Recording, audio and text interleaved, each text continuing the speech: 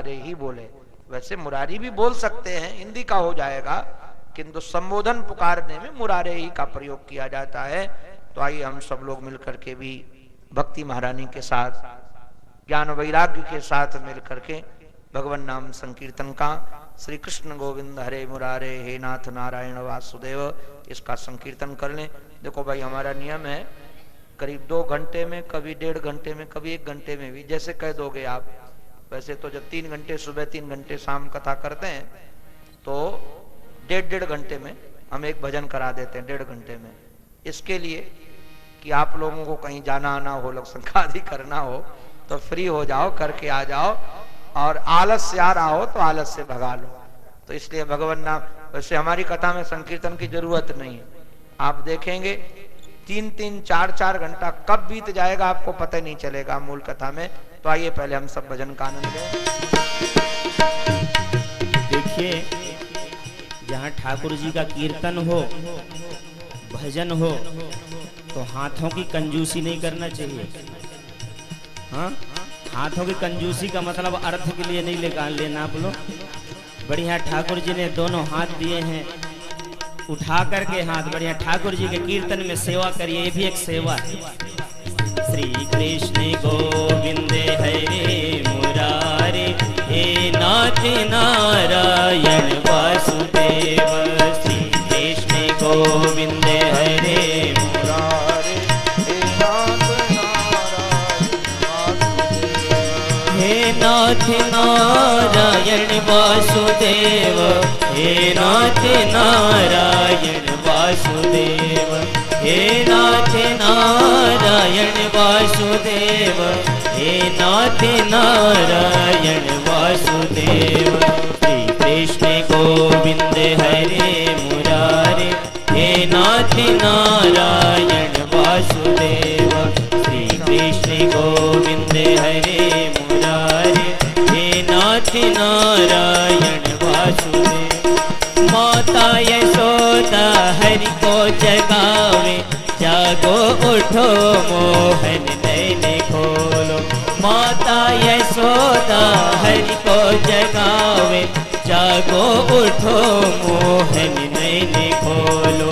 गाए रमाती तुमको पुकारे, गाए रमाती तुमको पुकारे हे नाथ नारायण वासुदेव।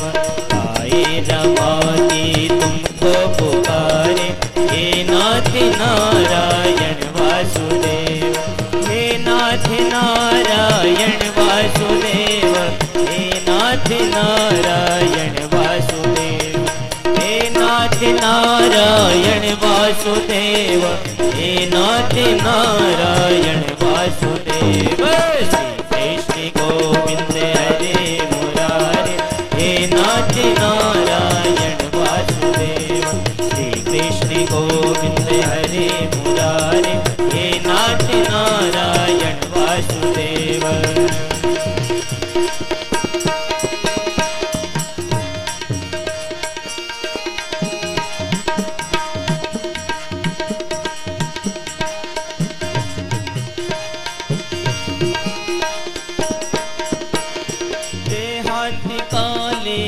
सामने हो मुरली बजाते मन को लुभाते। देहांत काले तुम सामने हो मुरली बजाते मन को लुभाते।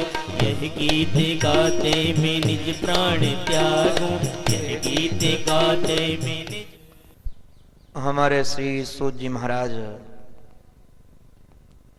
शौनक आदि महात्माओं को सुनाते हैं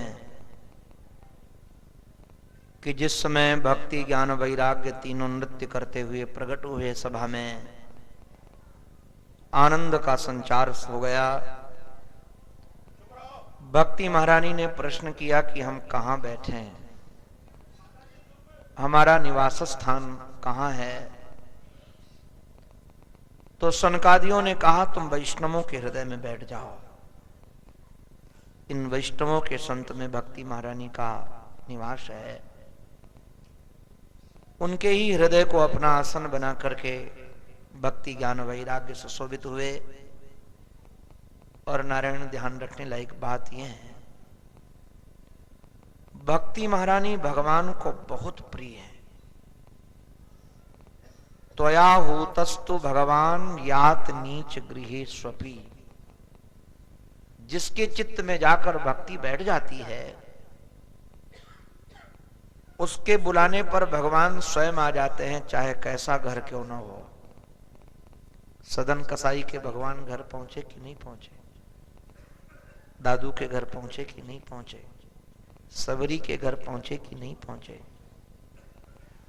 भगवान जब देखते हैं कि हमारी भक्ति वहां पहुंच गई, तो भगवान तुरंत वहां पहुंच जाते हैं। इस कथा में भगवान भी प्रकट हो गए। बनमाली घनश्याम पीतवासा कौशेय, सुंदर वस्त्र धारण किए हुए, शंख चक्र गदा पद्म धारण किए हुए भगवान प्रकट हो गए। बोलो भक्तवत्सल भगवान की जय हो।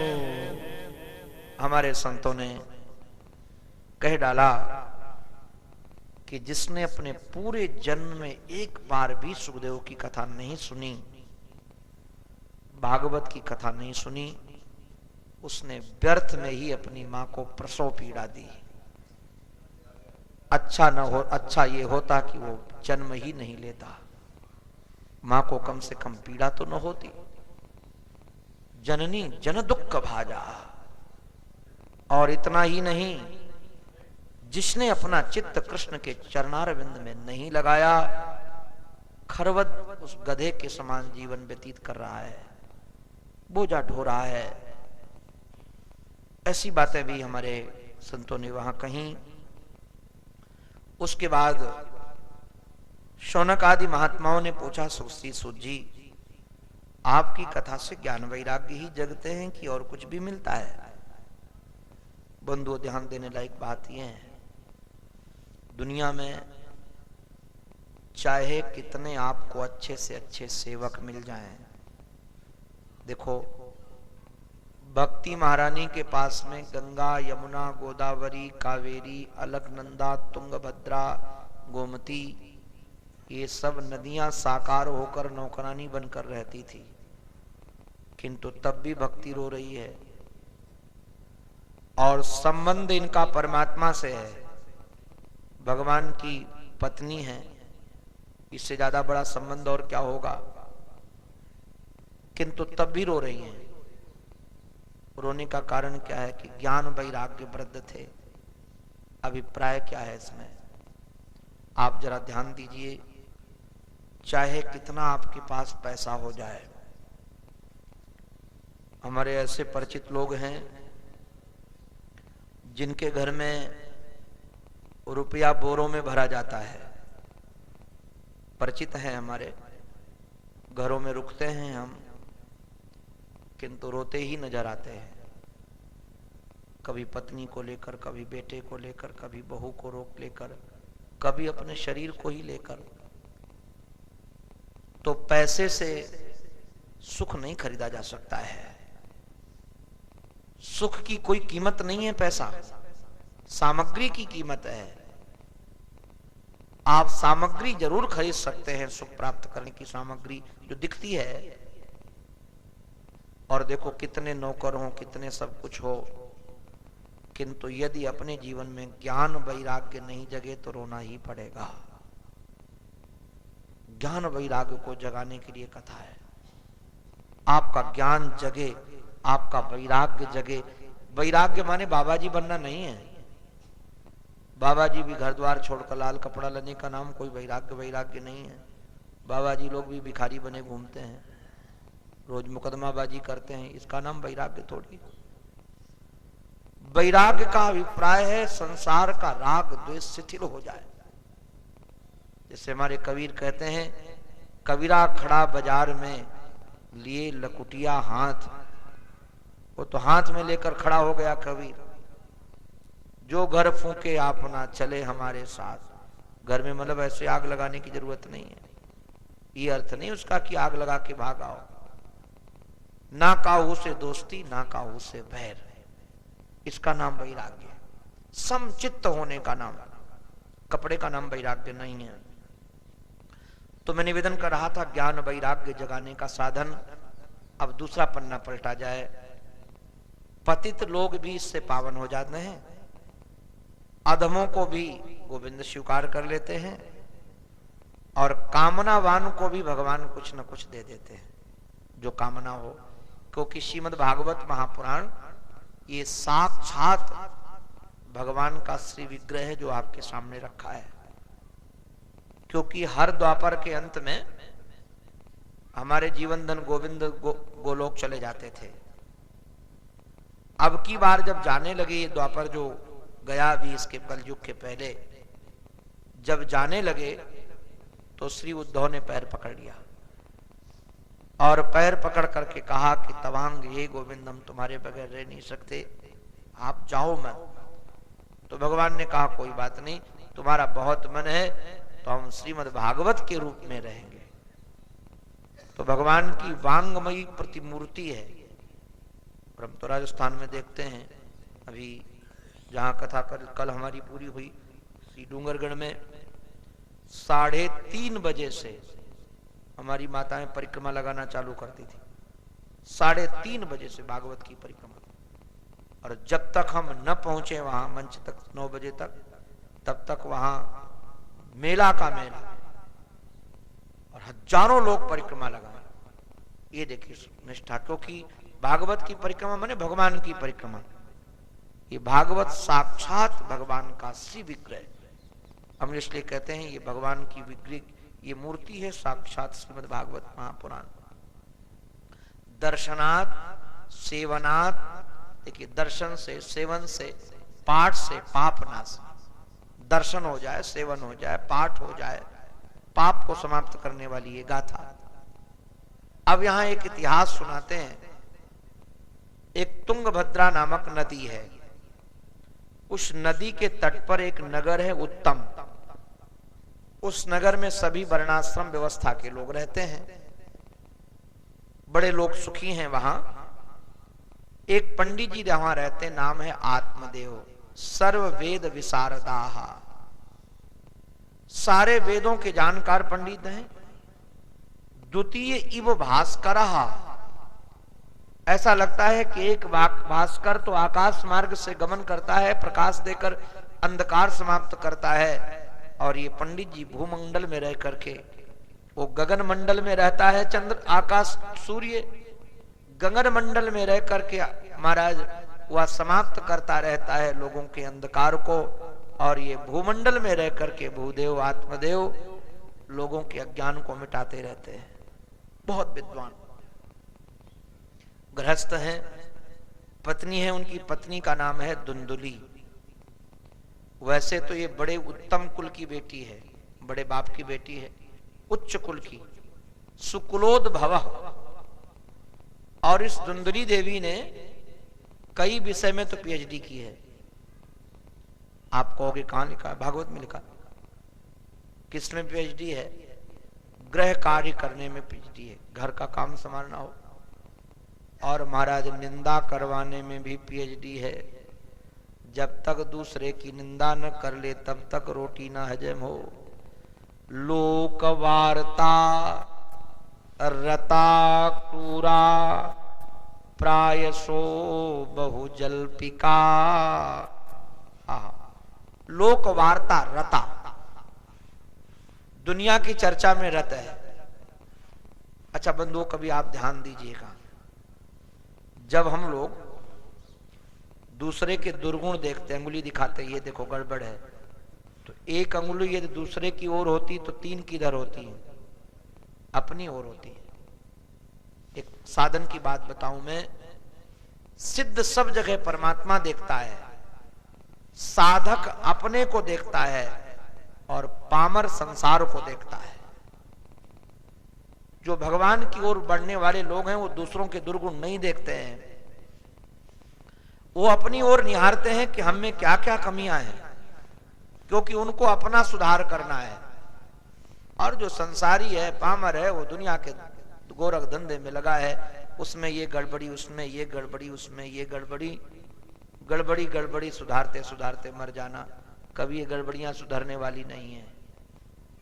ये भागवत दूसरों को सुधारने के लिए बिल्कुल नहीं है। आप ये मत समझिएगा कि हम भागवत दूसरों को सुनाएंगे तो सुधर जाएंगे।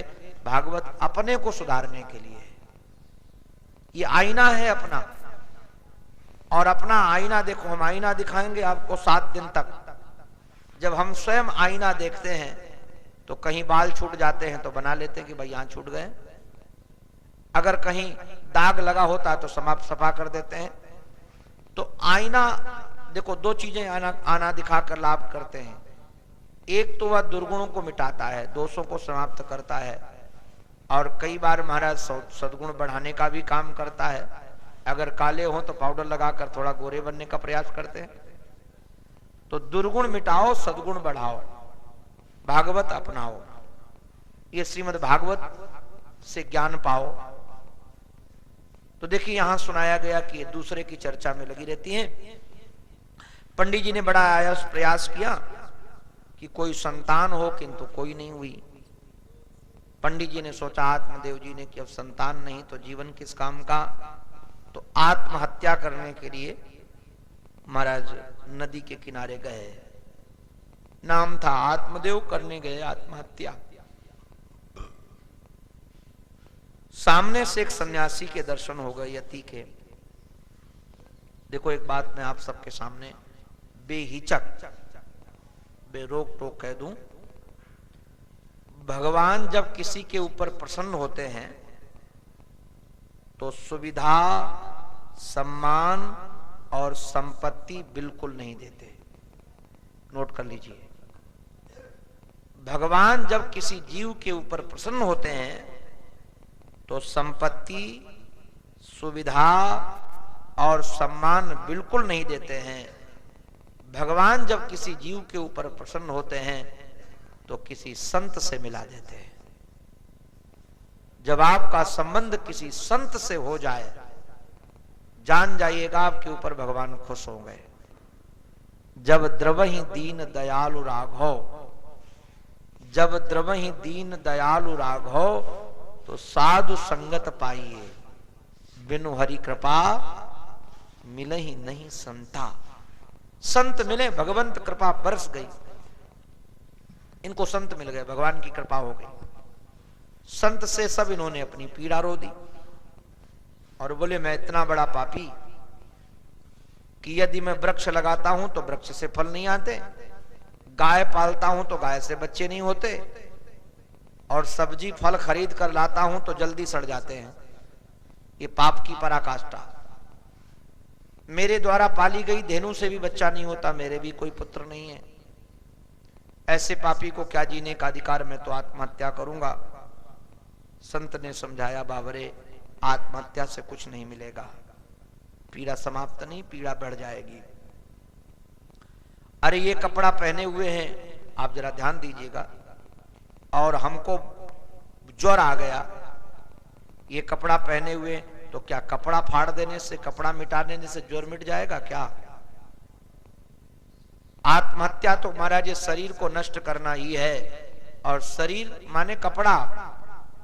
गोविंद हमारे शरीर को कपड़े की उपमा देते हैं। वासांस जीर्णानि यथा विहाय नवानि गृहणाति नरोपराणि। आत्महत्या माने और कुछ नहीं, कपड़े को फाड़ना है, कपड़े को मिटा देना है। तो कपड़े को मिटाने से पीड़ा समाप्त नहीं होने वाली है। अरे ये कपड़ा फाड़ोगे, दूसरा कपड़ा पहनोगे, दूसरा शरीर मिलेगा, जो प्रारब्ध का दुख है वहां भी साथ लगा घूमेगा। बहुत समझाया कि आत्महत्या दुख का निदान नहीं, दुख का प्रारंभ है।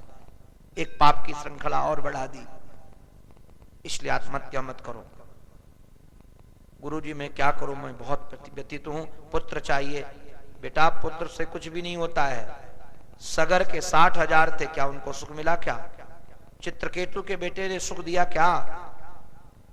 ये व्यक्ति के मानस में भ्रम ही होता है कि बेटा हो जाएगा तो सुख हो जाएगा। अरे सुख तो व्यक्ति के अपने प्रारब्ध से होता है। हम देखते हैं महाराज 5-5 बच्चे जिनके हैं, अभी जिनको कथा का सुना क्या है, उनके 5 बेटे थे, 2 बेटियां थी, 7 परिवार, किंतु बीमार थे तो उनको कोई सुख दे सकेगा क्या? ना बेटा। अरे बेटा दवा दे सकता है, किंतु पीड़ा क्या मिटा सकेगा? पीड़ा तो अपने पुरुषार्थ से मिटेगी, अपने भजन से मिटेगी, अपने चिंतन से मिटेगी। तुम ऐसा करो, भजन करो, सन्यास ले लो। पंडित जी ने कहा, वाह महाराज, दुनिया सब अपने रंग में रंगना चाहती है, बाबा जी के पास जाओ तो बाबा जी बन जाओ। अरे बाबा जी में क्या रखा है? घर में जब हम आते हैं बाहर से, तो जिस समय हमारा पोता बाबा जी करके दौड़ता है और गोद में आकर बैठ जाता है तो मिश्री सी टपके, और तुम बाबा जी लोगों को ये सुख कहाँ है? देखो, बम्बई में धीरू भाई की हमारी कथित कथा थी, उनके घर में ही तो एक माता जी आती थी, प्रोफेसर थी पहले, डिग्री कॉलेज की, बहुत संपन्न घर की। तो मेरे से आकर के बोली, रिटायर्ड थी, मेरे से आकर के बोली, महाराज जी हमने कहा क्या माँ? बोले मैं जब सोई होती हूँ ना सुबह सुबह, तो मेरी छोटी सी पोती है, वो आकर के हमारे को जगाती, दादी दादी, और हमको प्रेम से किस करती है, तो ब्रह्मानंद फीका लगता है। ये सुख तुमको मिला है, इसके सामने ब्रह्मानंद बिल्कुल फीका। जो बेटी प्रेम प्रेम से बुलाती, दादी दादी दादी, इतना सुख मिलता है। हमने कहा, बाबरी मैया, तूने ब्रह्मानंद देखा है क्या? कृष्ण का सुख पाया है? बोले नहीं। तो हमने कहा, जब तक पाया नहीं तब तक उपमा कैसे दोगे भाई?